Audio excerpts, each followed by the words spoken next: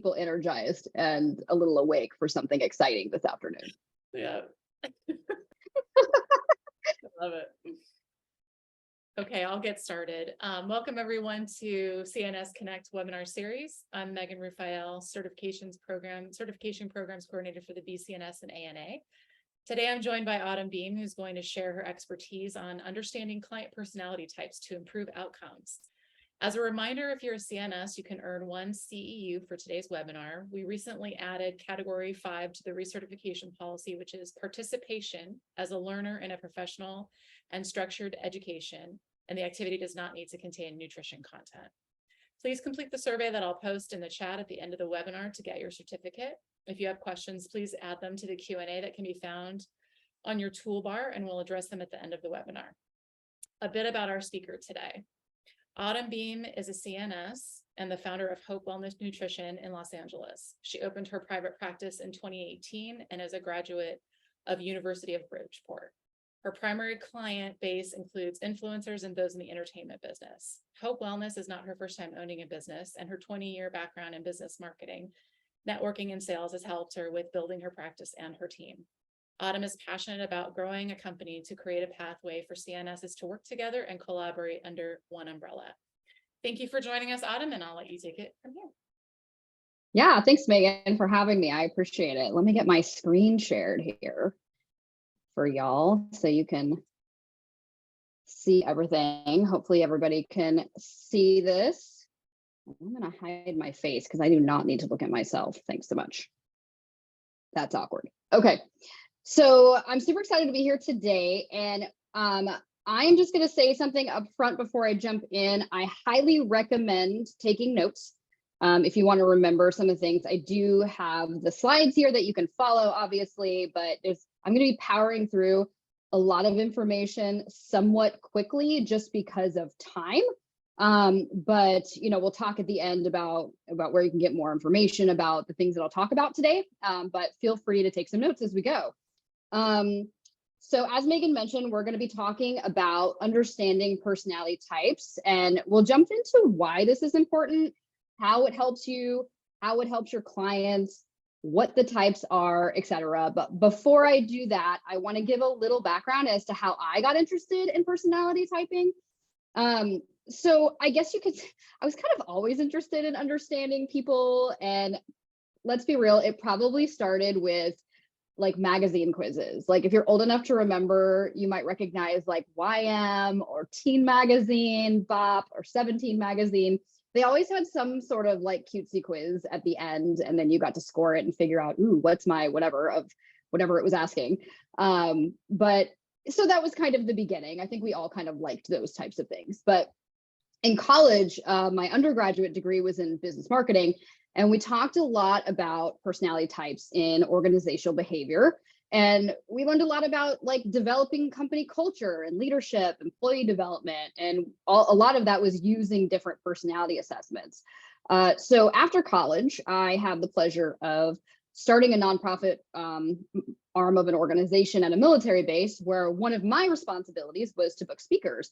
And one of them was randomly a professional personality profiler. And so she and I became friends afterward, and we're still in touch today. But what she had to say that day like completely changed my life. So being aware of so many of the typing systems, this was the actual one that changed it all. And like marriage, family saving level of amazing. So, it's something that I'm really passionate about. But I mean, the things that she shared could not have been more simple, could not have been more relatable or applicable for me than any other assessment I have tried or studied, and I've done pretty much all of them. So I've been able to utilize this knowledge as an entrepreneur and in developing interventions for my clients. So I kind of see firsthand how these concepts can be absolute game changers when you pair the right intervention with the right personality type. So like, why study personality types? How does it help practitioners and clients? So it's not all that uncommon for personality types to be used in business situations, as I mentioned before, and it's even used in things like hiring processes to see which candidates may be the best fit for a team. So really what it does is understanding the types helps you to understand yourself and others better. It'll help you evaluate a type's strengths, which is like what they do well, what great things come naturally to them that set them apart from others and help them succeed in life. So it also helps you evaluate the inherent challenges or blind spots that come with that personality type. So things that the type is maybe not as naturally good at or often struggles with. So we're going to talk about these strengths and challenges today in the context of where our clients may struggle or succeed when implementing nutritional interventions, or even like creating new habits or mindsets around things. So the goal is that we want our clients to achieve their wellness goals and have good compliance, and we don't want them to feel like they're failing. So when we pair the wrong intervention and the wrong approach, when we pair the wrong approach to an intervention with the wrong personality type, we run the risk of them struggling to meet their goals and struggle with emotions like guilt, shame, or failure. And so we can boost their confidence when we meet them where they're at. But, and let me just mention too, we as practitioners can feel emotions like guilt, shame, or failure when our clients seemingly are struggling and not succeeding. So it's kind of a two-way street. It helps both sides. So, I mean, when we boost their confidence, I mean, that's just such a huge thing for them in just being really excited. And it also is going to help you in your business, because if they're excited about what's going on and they're making progress, you're getting client referrals. So, and this doesn't mean like they won't struggle in some areas anyway. Like if you're a specific type and you naturally struggle with this, it just may reduce the intensity of the struggle, so they might still struggle. It just might not be as bad. So also, just because a type has a specific blind spot or challenge doesn't mean that they can't overcome it, but it makes it easier for us to just kind of at a starting point to sort of meet them where they're already at and then work from there. So keep in mind that like types can adjust based on environment, based on phase of life, and certain situations can bring about different personality traits. But in general, what we're going to do today is we're going to take sort of a 30,000 foot view of the types versus getting into the nuances super deeply just because of time. But I'll share like more opportunities on how to dive in deeper toward the end of the talk today. And just as a note, it's not our job to teach clients how to overcome their blind spots or even point out that they have any, really. It's not our job to judge anyone or to put people in a box. We just simply want to meet our clients where they're at and help them succeed, help them improve, and optimize our working relationship with them so that we can see client compliance, say that 5 times fast, skyrocket.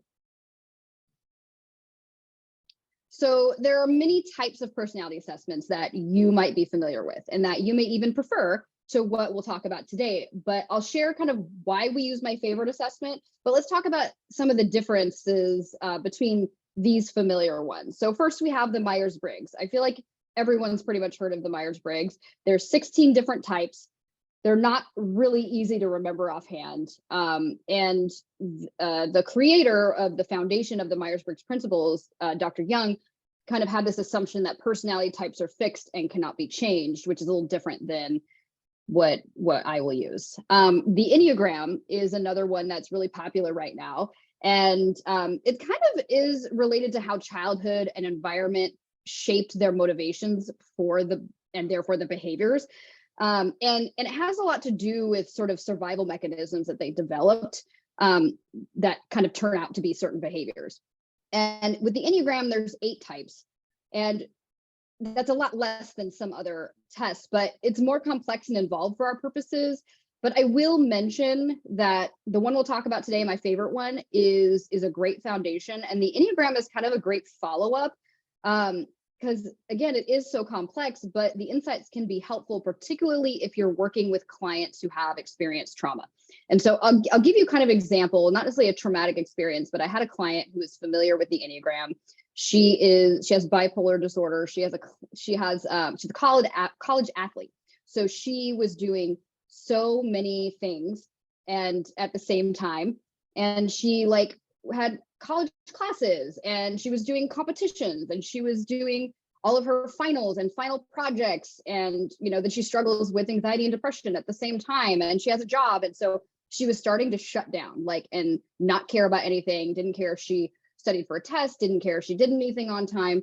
And it's actually a survival mechanism for her. And it's identified in one of the Enneagram types. And so she and I have a great working relationship and great rapport. So I was able to kind of make a joke about it. It was like, you're being a real Enneagram X right now. And she was like, oh, you're not supposed to know that about me. And I was like, girl, I know. So we're going to talk about this right now. So it actually is really helpful in helping her manage some of that, along with her therapist, of course.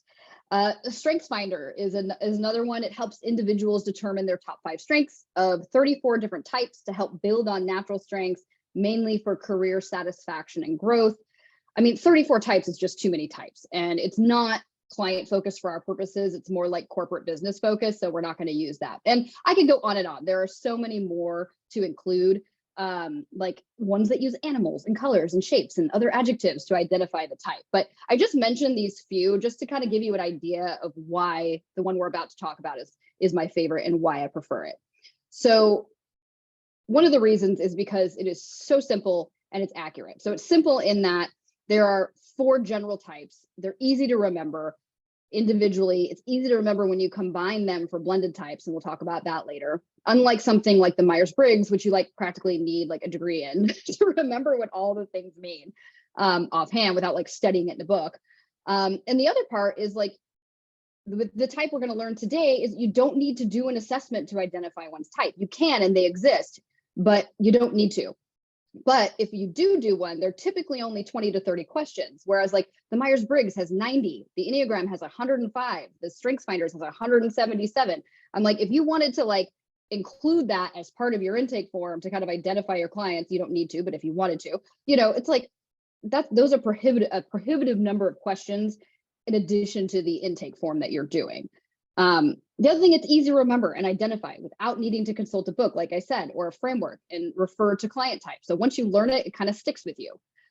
It's easy to identify in a person super quickly. So once you know these types really well, you can sometimes identify them in like 10 minutes or less. And sometimes just by reading how they filled out their intake paperwork, you're like, oh, I know who I'm talking to right now, or at least you get an idea. So today, my hope is that you will gain an understanding of how clients think, communicate, want to be communicated with, and operate. I want you to understand yourself, how you think, how you communicate, how you want to be communicated with, and how you operate with others. Anywhere from you in your client relationship to you and your coworkers or colleagues or what have you. So we're going to learn the 4 basic personality types. And just as a note, most people have 2 dominant types. So most people are a blend. That's like 80% of the population. So one of the 2 is typically the primary, dominant personality. And then there's typically a secondary dominant as well. So we'll kind of discuss some real life examples of these types and how they show up, or how they even, struggle when it comes to certain things. So one thing I really want to kind of mention is that everybody has all 4 types. Everyone is different and unique. We are not putting anybody in a box. We're using broad generalizations to assist us in learning more about our clients and how we can help them to be successful. So you may find that what you initially thought about a client and what they are isn't as you've kind of developed your relationship and your rapport with them. So let's talk about what you'll be able to do with this knowledge. So first, you're going to quickly figure out which type you are. You can't help it. It's just a side effect of what we're going to talk about today. And second, you're going to start putting the puzzle pieces together to be able to identify your client's types. So you'll learn why certain interventions don't work for certain types or don't work as well. They're not optimal, or which interventions may work better instead so that you can start improving outcomes and or compliance. So this includes things like habit creation, nutrition interventions, involving supplements, and things like mindfulness, coaching them on stress management, and even exercise. So lastly, you probably have the benefit of hindsight as well in figuring out why past clients that you've worked with, or even coworkers or whatever, may have struggled or succeeded with certain aspects of intervention and coaching that you've done with them. So just as a note too, having a health behavior assessment, which is basically the personality test, can be helpful in understanding this information. I'll share more on that at the end, but it's not always needed once you kind of know these things. So we won't get to it today, but I'll share how you can get information on learning insights of how your type as a practitioner can show up as an entrepreneur, as an employee of a larger practice, It's important for you to understand your own type as well as the client's so that you know how your type's tendencies may cause issues with communication with a client of a different type. So, or even of the same type sometimes. So as we go through this, you're going to start figuring out which one you might be. And like literally everyone you know, you're going to be like, oh, that's my mom, or that's my husband, or that's my sister, or that's my kid. Like you're going to really start to put things together. And you might have some, like I said, some light bulb moments in regards to past or even current clients that are struggling. And finding patterns in a particular person's behavior will help you determine their type. So for instance, this will make sense in a minute, but just because someone is animated on a topic does not mean that they're an extroverted type. You'll get used to kind of recognizing the types more and more quickly with the more experience that you have. And recognize that just because someone is dominant in a specific type doesn't mean that they are incapable of exhibiting, growing into, or having personality attributes of another type. And this gets easier when you kind of are familiar with all 4 types. But again, I cannot stress this enough. We are not people in a box. These are generalities that are helpful for us to identify how we can best support our clients when these concepts are applied properly. So let's jump into the basic framework. So the assessment we are going to talk about, which you may have heard of before, is the DISC assessment. So the DISC assessment has 4 different types. So if you look top left, we have our dominant or the D type, and we're going to go clockwise. We have the I or aspiring type, our S or supportive type, and our C, our conscientious type. So if you've seen the DISC before, the actual letter may stand for a different but similar word. So depending on the source, but it all kind of means the same thing. So we will get into what these all mean like in detail, starting on the next slide with some familiar faces. But first, I want to get you acquainted with the basics because this is so important. So the way that we're going to look at the circle is in divided halves. So take a look at the gray dotted lines that go vertically and horizontally. Okay, that's what we're going to talk about. First, we're going to talk about cutting the circle into halves horizontally. So we're going to look at the top half of the circle. Those are our DI types. And you see at the top in orange letters, it says outgoing. So our DI types are our outgoing types. And the bottom half of the circle, those are our CS types, which are our more reserved types, tend to be more introverted types. So let's just say like you get a blend of a DC type. You get one on the outgoing side and one on the not outgoing side. Like, are they outgoing? Are they introverted? Maybe they're more borderline. I don't know. I guess you needing to build rapport with your client is really going to help you determine what type they kind of land on. So now let's look at the circle sort of in halves vertically, left and right. So the left half of the circle are DC types. Those are our task people, meaning they get excited to get things done. They tend to be more logical and less emotional. And then on the right side, we have our people, meaning they're motivated by being around others, quality time with other people. They tend to operate in the more emotional space than in the logical space. And I want to be clear, it's not that they are illogical. When you hear the words emotional and logical, you think someone just like flies off the handle emotionally and they're incapable of having logical thought. That is not what that means. It just means sort of what the tendencies are. And it'll make sense more as we go.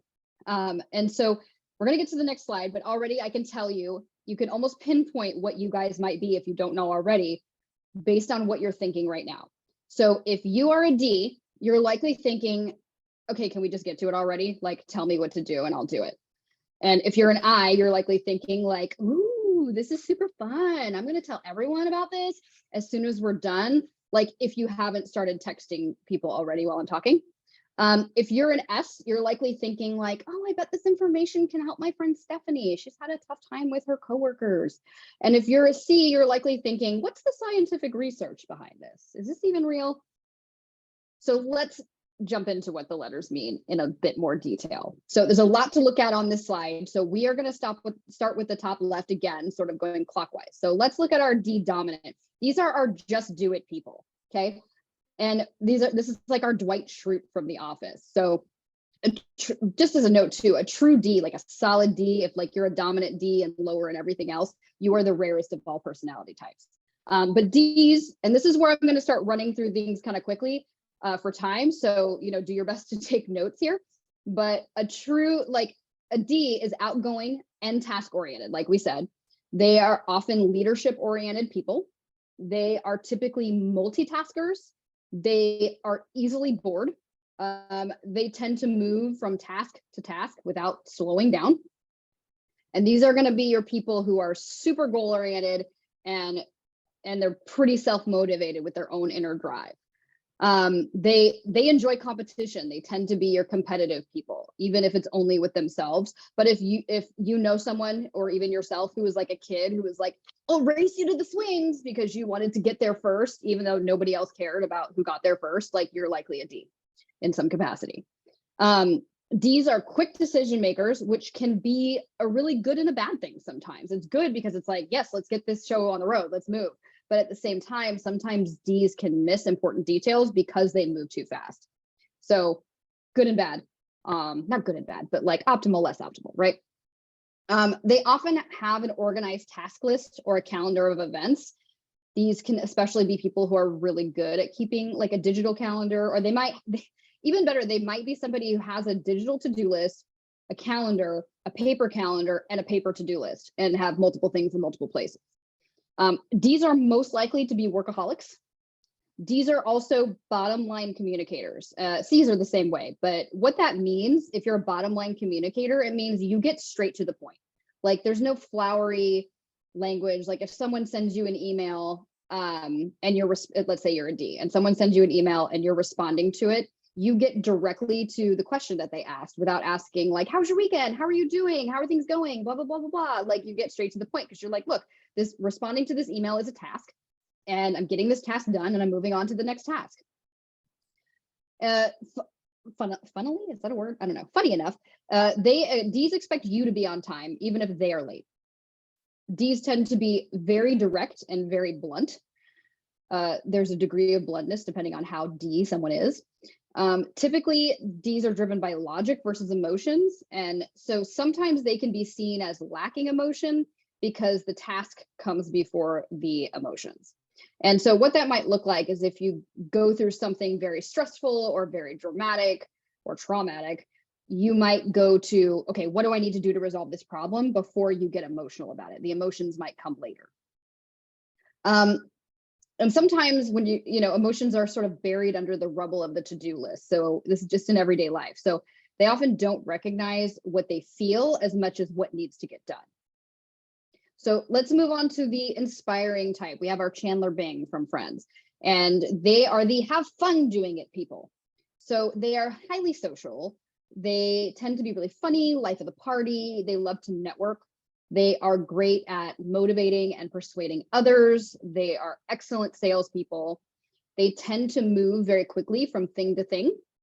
They are fantastic starters and not as great at finishing things. So to give you an example, my daughter is a really hard I. And so she has all these great ideas about crafts. And one day she decided like, I'm gonna redo my room and I wanna get rid of all these things. And so she pulled everything out of her closet, everything out of her drawers that she wanted to get rid of. It was like, you could not see the floor, the bed, you could not see anything. And so she got into this impulsively without thinking through what it was going to take to finish this project, because it was a great idea, right? Like getting organized is a great idea.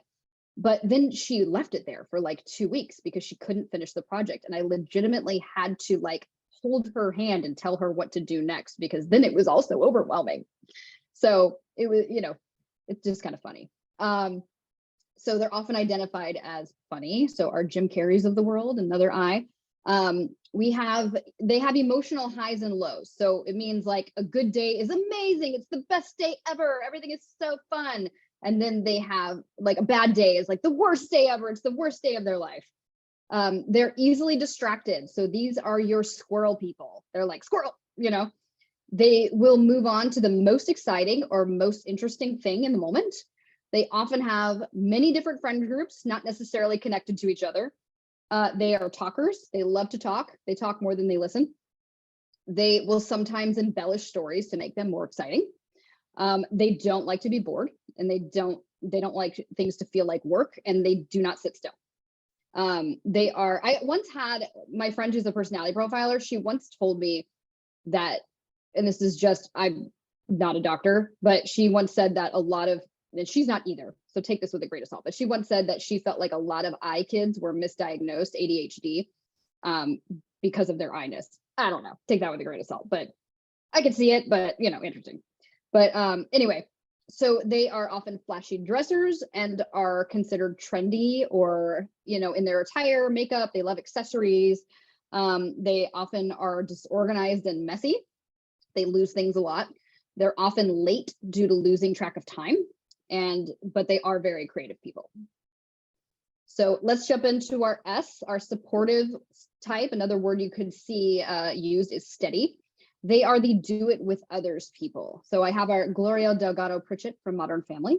They tend to be very mild mannered. They're good mediators. They're great listeners and are supportive. And they enjoy one-on-one time. If you think about her relationship with her family members, her relationship with Manny, her son, this all sort of makes sense. She's very loyal, and they tend to be pretty low-key, easy to get along with. They're very friendly. They typically don't prefer the spotlight and don't necessarily prefer being in a leadership role. They are helpful and thoughtful. They will sometimes have trouble making decisions. Like, you might be an S if, they take a Jeff Foxworthy thing. You might be an S if you're sitting at a restaurant and you cannot decide what to order. Like D's will often just order the same thing that they like because they know they like it. And they're just like, all right, here's my order. S's are highly empathetic towards other people. They do tend to be more socially reserved, and they like to go to things. They like to go to events, but they like to be invited by others. And if they go to an event, oftentimes they will kind of stick with the same people that they know, and not, they won't be like an I, where an I would like bounce around and meet all these new people. They'll kind of stick to the people they know. They're very cooperative. They're fantastic team players. They prefer that which is known and comfortable versus change, and they enjoy routine. They have a really high degree of patience, but one thing about them is they are conflict avoiders. So they'll get stepped on or let things slide to kind of keep the peace. And they like to dress comfortably. They will avoid trying new things if they think it can make a fool of themselves. And they will often not share their true feelings to avoid conflict, disagreement, something like that. Our last one, our C's, they're sort of our cautious, conscientious people.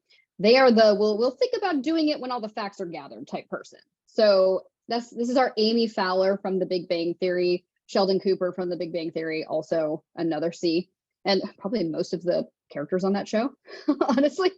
But they are researchers, they're thinkers, they are strategists. They tend to be more introverted and quiet and thoughtful. They are reliable, very precise. They enjoy being detail-oriented and are highly analytical. They enjoy scientific research, but really just research in general. They love to learn about topics that they're interested in great detail. Randomly, they tend to be germaphobes also. They are scientists, accountants, and computer programmers oftentimes. They enjoy working alone. They research topics thoroughly, and they evaluate and reevaluate before making decisions. I will tell you a story about that, okay? My in-laws are both C's. And so they would come to visit us. I remember back when we were in the military, and my husband's parents would come visit us, and they were researching because they had a motorhome, but it was really big. They wanted to downsize. They wanted to get rid of it and get a new one. I kid you not, they researched and evaluated and reevaluated which one they were going to buy for about what felt like about 18 months. I remember they came and visited. We didn't even live in the same state. They came and visited multiple times at different times, sporadically throughout a year and a half, and they were still researching it at our house. It was insane. They enjoy crosswords, puzzles, brain teasers. Ironically, my in-laws also do crosswords in the mornings with each other. They're very organized, even if it's their own version of organization. So to the outside person, it may look like an absolute clutter mess, but it makes sense to them. They know exactly where things are, unlike I's who will like lose things. They're typically rule followers. They prefer knowing what to expect. They will stick to predetermined plans and a routine and find change or unexpected things challenging, which makes them kind of come across as stubborn. So if you've ever watched The Big Bang Theory, and you could think about Sheldon Cooper and how he had us on the couch, and that's always where he was going to be, and he would get testy if someone else was sitting in his spot on the couch, very much a C quality.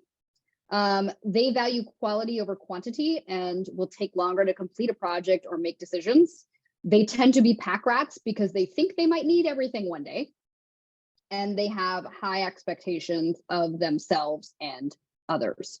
So let's talk about what this might look like in careers, okay? This will give you, this isn't a smoking gun necessarily, but when you get a new client and you're kind of not sure what their personality is, sometimes you can get a clue about part of their personality, at least based on the career that they're in. Not all the time, but it's a clue. So our Ds tend to be our leadership oriented roles. So our CEOs, our executives, entrepreneurs, your police, military, lawyers, directors, managers, okay? Our Is, they tend to be our salespeople, outgoing, our creative people. So they're gonna be designers of some sort, realtors, people who are in PR, artists, musicians, salespeople, coaches, trainers. They're in VIP services or customer service. Our S's, they can be stay-at-home moms. And I put a star here because stay-at-home moms, especially, I was a stay-at-home mom and I'm not an S. So all kinds, right? But it can be a clue. So your teacher, nurse, animal rescue, caretakers, counselors, therapists, pediatricians. And your C's, they're often going to be accountants, engineers, judges, analysts. In finance, some kind of scientific or research role, or in computer software, things like that. It's funny, I had a new client that came on a couple months ago, and as soon as he told me what he did, I could just tell he was a D, because he was an executive at one of the big entertainment companies, like the HBO type companies, and he also created his own channel. And then when he spoke about everything, he was super confident and super direct about everything he said. And I was like, oh, you're such a D. So it was kind of a good clue there as to what he was. So I'll mention, obviously there's a gradient and a continuum when it comes to career choices, like I said, particularly for blended types. So let's give an example of a blended type. Like, for example, if you have not figured it out already, I am a DI. So I have pretty good interpersonal skills. I'm really good at sales and networking, and I am an entrepreneur. My husband is a DC. He is a healthcare executive. And he used to be a former military officer. So we have leadership roles. But at work, he's in charge of an AI program, very scientific. And a super big part of his job is making insane spreadsheets that you didn't even know like spreadsheets could do. So he's a very DC. My daughter, for example, she's an IS. She is an actor who makes friends with everyone. She constantly loses things. She's very creative. She loves crafting. So definitely can give you some good examples there. So we're going to jump into, what you came here for, which is talking about the types as clients and how they might look. So let me just note for you that the following slides are just skimming the surface of what there is to know and the tips for how to work with them because of time. I had to kind of condense some things, but I tried to give you sort of the best examples. But we'll share sort of at the end where you can kind of dive in a little deeper if you want to. So let's talk about Ds as clients. So our Ds are very goal-oriented in nature, which means what they will look like oftentimes is they are so on board for the protocol you give them. It is like, tell me what to do and I will do it. And they want to jump in with both feet, even if it's extreme. And they will burn out within 8 to 12 weeks because that's not really the recipe for habit change. It's for temporary change. So we really have to help coach them around this because, to use the term like fall off the wagon, they'll do great for, a couple of months and then they'll start to burn out. They can be some of the most compliant clients because they like tasks, like give them a food journal, done. Following meal plans, done. Getting lab work done, gonna do it next week on a certain day at a certain time on the calendar. They will focus on the task and not their emotions about it. So they're great at putting things on the calendar and sticking to new things, at least in the short term. They tend to be fast eaters because they view meals as another task to finish. So this type will often end up with symptoms of things like indigestion, bloating, IBS type symptoms due to eating quickly because we know how that affects digestion. So teaching them mindful eating is important, but it's also a challenge because to get them to sort of shift their mentality and slow down is incredibly difficult to get them to do. So it takes a lot of long-term coaching around that to sort of help there. They will be the first to say that they can't quiet their minds for meditative type practice, for yoga, for mindful eating. So their drive to keep moving makes it really difficult for them to clear their minds and slow down and just like be. They likely have some sort of HPA axis dysfunction because they tend to be workaholics, so they will burn the candles at both ends. And then you might see things like, any HPA axis dysfunction type symptoms, but they may crave things like salty foods because of this. They often get poor sleep because they can't turn their brains off. So they're always thinking about what's next, what's on the to-do list, what do I have to do tomorrow, what do I have to do next week, what project am I working on? And they are most likely to have stress-induced nutrient deficiencies, symptoms, or illnesses. So B vitamins, magnesium are definitely their friends. And as a note, any one of these types can be subject to any kind of stress, but D's like more consistently, it's like almost a given a lot of the time. So let's talk about tips for working with D's. So they will want to jump in and do everything all at once, like I mentioned. Do not let them do this, okay? Help them understand the value of taking things one step at a time to create lasting impact and help them dial it back, okay? Give them short, specific tasks to accomplish. They feel really, really good when they can check things off of the proverbial to-do list. So for example, they'll often like not realize they haven't been drinking enough water because they're like, go, go, go. So make it a task for them to have a digital tracker, a chart they can write on, have them go order one of those water bottles that's half a gallon or however many ounces they need, that has the times written on the side, and they view that as a task. Achievement is everything to a D, everything. So give them measurable results such as a habit tracker where they can see how many days they did a new habit, or something like that. Obviously if they're not like, or if you're not a practitioner who really favors a lot of like food tracking and things like that, then you're going to have to find other, or like weighing themselves, you're going to have to find other ways that they can sort of measure success. So let's talk about our eyes. Our eyes are some of the most fun to work with because they're super animated, they're super fun, they tell great stories. But for practitioners, they can sometimes be the absolute most frustrating because everything is a great idea. And they're like, yes, we're going to get started on this. It's going to be a great idea. And then you meet with them the next time and they've done absolutely nothing because they find it so difficult to stick to things. This type can sometimes, when they're meeting with you, get lost in a story about their health history or what they want to accomplish or things that have nothing to do with what you're talking about. They like to go on tangents. So you have to kind of keep them on task. They're great at starting a new protocol or at least agreeing to start a new protocol plan or projection, but they tend to fall off the wagon very quickly. Whereas a D will fall off in a few months. The I can fall off within the week. So, and they hate boring things that are not fun. And if it feels like work, they won't do it.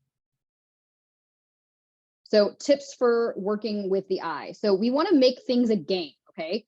Giving them interventions that can be seen as a game. So for instance, we're trying to get them to eat more veggies, then we're like, let's create a veggie bingo card with the goal as blackout. And you could do this with an empty card where they have to fill in the veggies that they want to, include, because not everybody likes all the veggies. Or you can have like a standard one, like, okay, let's try as many new veggies as we can in the next 2 weeks before we meet again, or something like that. And then have them create some kind of reward for doing it. So have them, time themselves and see how long it takes them to plan meals, because meal planning might feel like work, but you want to make work a game, right? This is very Mary Poppins. So it's like, put on some music and put on a timer and see how quickly you can plan your meals this week. And then if you do it in X number of time, then you get to reward yourself with something. It doesn't have to be food, honestly. We know how that can be, but like something like a bubble bath or lavender essential oils, or watching an episode of their favorite show after they've done something, having a balanced lunch, whatever it is. Let's talk about our S's as clients. So their strengths. They like everyone to feel included and welcome and to spend quality time with people. So this can mean that their family gets involved in their process. So they're really easy clients to get along with. They don't generally get really upset about things because they're pretty easygoing, but this can mean like they ghost you without giving you a reason because they don't like conflict, because they were unhappy about something and they don't. So you have to like really check in with them often. How are you feeling about this? How is this going? They are very loyal, so that's great. So once they really buy into you, they stick with you for a while and they're happy to refer people to you. In terms of challenges, they often use food for comfort. They typically have put off their own health because they've focused on other people's needs in the home or who they caretake for. So reminding them that the better they feel, the more they can take care of others is really important. They're kind of thoughtful and slower paced, and they can find change difficult. So it can take them a minute to get going. So with an S, you don't want to give them too many new things to do at once or add too many things if they're having trouble with the first things that you gave them. So they can sometimes go a little bit slower. D and I practitioners may get too excited. Like D and I, like if you're a D or an I practitioner like myself, like if I get too excited, I'm like, let's do this and let's add this and let's do that. Like that's not good for an S, or not optimal for an S. They may not offer how they feel about things if they aren't asked directly, or if it seems like maybe they're feeling negative emotions. They don't like to complain, and they don't like conflict, and they don't want you to like not be happy with them not doing something they were supposed to do. So sometimes you have to ask really poignant questions with them. So action steps with the S's, okay? Having a buddy system. They love quality time with people. So giving them recipes or programs that involve quality time with the people that they love, no more than their like immediate family or just a couple of close friends. They could do like a healthy baking party or a healthy dinner party or a meal prep party or something like that to kind of do some new goals. If it has to do with exercise, having a fitness buddy is more likely to help them develop better exercise routines. You have to help them identify if feelings are driving their eating behaviors, because sometimes they don't make that connection. So if you are somebody who's big on intuitive eating, I know there's worksheets around those kinds of things, so you can help them develop that skill. And kind of keep reminding them how taking care of themselves impacts the things that are important to them, okay? So if they're passionate about volunteering for an organization, the PTA, being there for their students, if they're teachers, their other family members, animals, anything like that, like the more they take care of themselves, the more they have time and energy to take care of those other people. C's as clients. So strengths, they're really detail oriented and they like to learn. So they want to see research. They want to read about things and analyze the information before they make a decision. They want to know everything about a health condition, about supplements, about an intervention, etc., before they utilize it or agree to it. They write everything down. They like to, I'm sorry, I missed one. Make sure you send them good resources after you talk to them, okay? So for them to look over. If you send them resources, even scientific research articles, you'll make major brownie points with them. So they write everything down, so they often don't forget anything that you tell them. Typically, they're typically writing as you're talking when you're in a session. Their intake forms are often very detailed and precise. So they will have a really good picture of their situation by the time you meet with them. They're very routine and will often easily stick to new habits as long as they agree with your approach and that it's the right one for them. So challenges. So C's can be extraordinarily frustrating to other practitioners of other types because they ask so many questions. So they ask for research, they might question your findings or the protocol you're giving them because they want to understand and feel confident about the approach. So they've typically Googled a lot of things ahead of time. So sometimes you're like, trying to explain to them why the thing they Googled isn't exactly the optimal thing for what you guys are doing. And you don't have to have all the answers for a C. I think because they ask so many questions, we feel like we need to have answers for them, but take a deep breath. Like it's totally okay to be honest with them and tell them like, hey, let me review some information and then I'll send you what I think, or I'll send you what I find. And then make sure you tell them when and where they can expect that information and be prepared to answer like a lot of questions. And they honestly, the thing to understand here is they aren't trying to frustrate you. It's just how they operate. It's how they feel comfortable with new decisions, is to just feel like they have all the information and can make an educated decision. So sometimes they'll question your approach or bring in conflicting research from the intervention you sent them that you might get defensive about or feel like you have to defend what you picked and like they're arguing with you. But they're just trying to it's their way of trying to understand and process everything that you're trying to tell them because they are so analytical. So when you can understand that, then working with C's becomes a little less like stressful. So, and I have an employee who's on here today who is hearing this and having a very big aha moment about a case that we talked about in our meeting earlier today. So action steps for our C's, give them lots of details, scientific proof, explain the biochemistry. They love this stuff.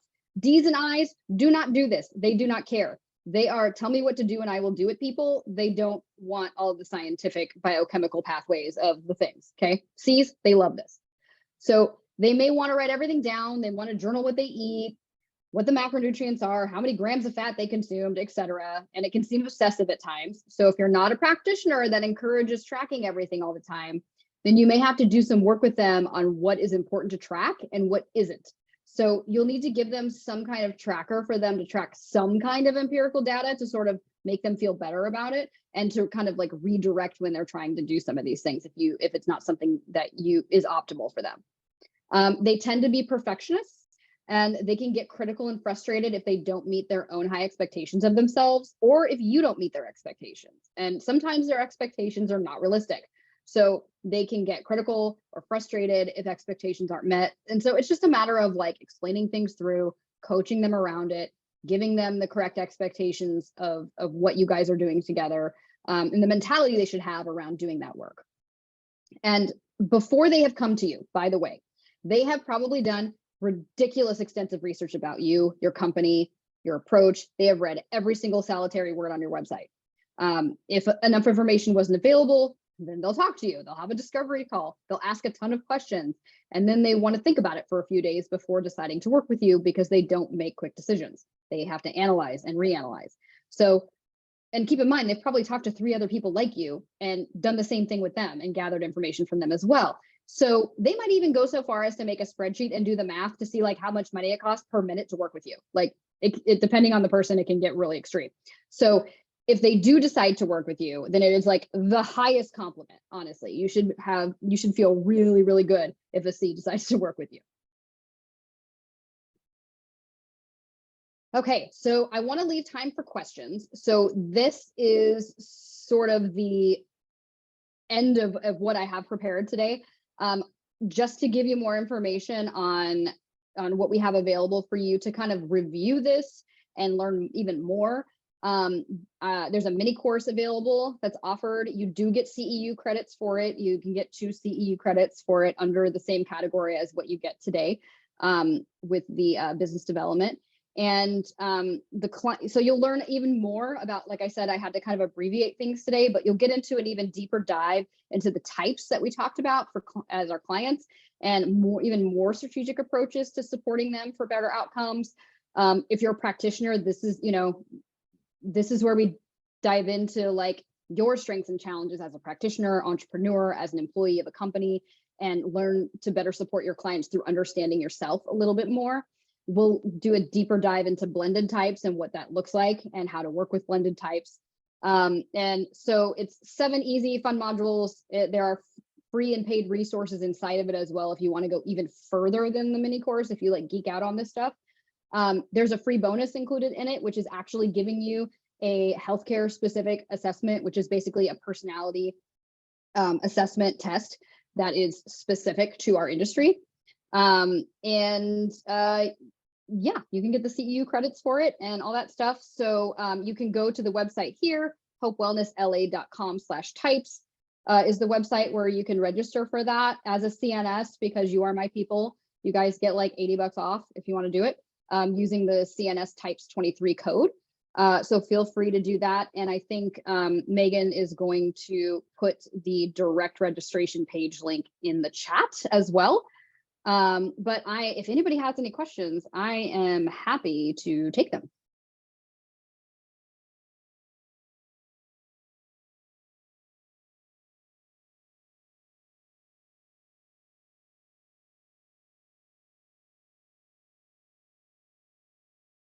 That was great, Autumn. Thank you. Sure. We'll wait for a minute and see if you want to just pop them in the chat if you have some questions.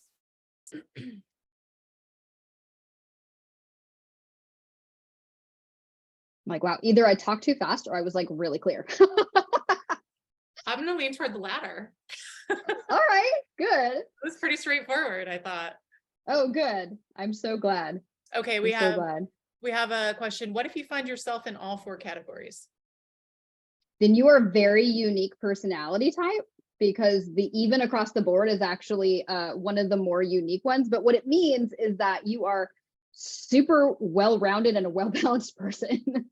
But if you actually take the assessment, if you decide to do the mini course and you take the assessment, you'll actually find out for sure if you actually are as even as you think you are.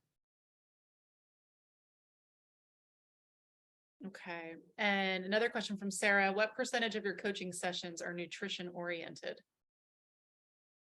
What percentage of can you expand on what I mean by coaching sessions? Because if we're talking about clients, I mean, they're all nutrition oriented because I'm a nutritionist. So I want to make sure I understand what that means. Yep. Sarah, if you can, client meetings in general, she's saying. If I'm meeting with a client, then I would say, gosh, I don't even know. I've never really put like, I don't know, 70-30. Like 70% we're talking about nutrition, 30% we're doing coaching around habits and behaviors and different things like that. Cindy asks, what other advice do you have for someone who keeps losing steam, likely a D type, that has to be roped in? Do you feel a ton of energy has to be diverted to these types? I guess depending on your type will depend on how much energy you feel is being focused on that particular activity, to be honest. But as a D type, I understand what this is like, and I understand working with other D types. And so a lot of it is setting up expectations, because they will want things to move faster, to get faster results, because they're so goal oriented, and they can be really obsessive about getting to whatever that goal is.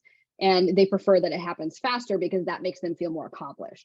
And so it just depends on the person as to how much redirecting you have to do around that. A really strong D, strong D might buck up against that a lot. But, you know, there are points too, when you're working with a client like that, where you have to kind of say like, hey, like, we can't continue to work together in under these circumstances. Like, I'm trying to help you here and I'm trying to redirect you, and I like doing this in a really like good conversation kind of way. I'm being, as a DM, being very direct about the concepts behind what I would say, but and just kind of like being super direct to them. They're very direct people. They want direct communication. They want bottom line communication back to them. So if you can bottom line it and be like, hey, like, you're not going to get where you're going because you're obsessing about this thing, and we need to redirect that. And here's why we need to redirect that.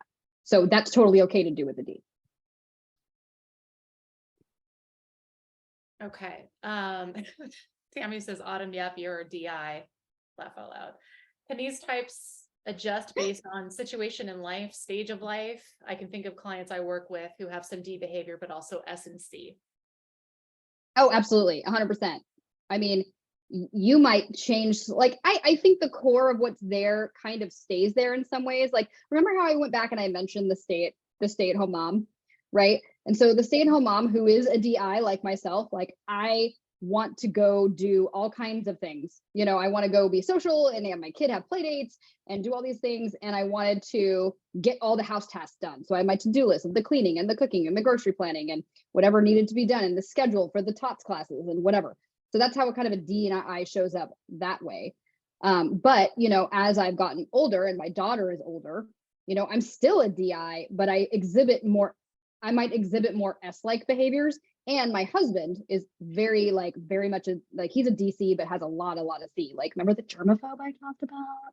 That might be my husband. So like, he has taught me a lot of C behaviors in terms of like different techie things, or, you know, just researching things, you know, because I tend to be quick and I can make more impulsive decisions. And he's like, I need to research things and have all the information before I make a decision. So he has kind of pulled me back and taught me how to go a little bit slower. So it could be the people around you that kind of help, you know, adjust. It could be just, if you went through a traumatic experience, that can kind of change how things, like if you were really extroverted and went through a really traumatic experience, you could become more introverted after that because of just dealing with that trauma. So things like that can definitely affect personality type. Now, if you're working with a new client, chances are they are what they are at the moment that you're working with them. So unless you've been seeing this client for years and years and years, and you've seen them go through these different life changes and different events and traumatic events,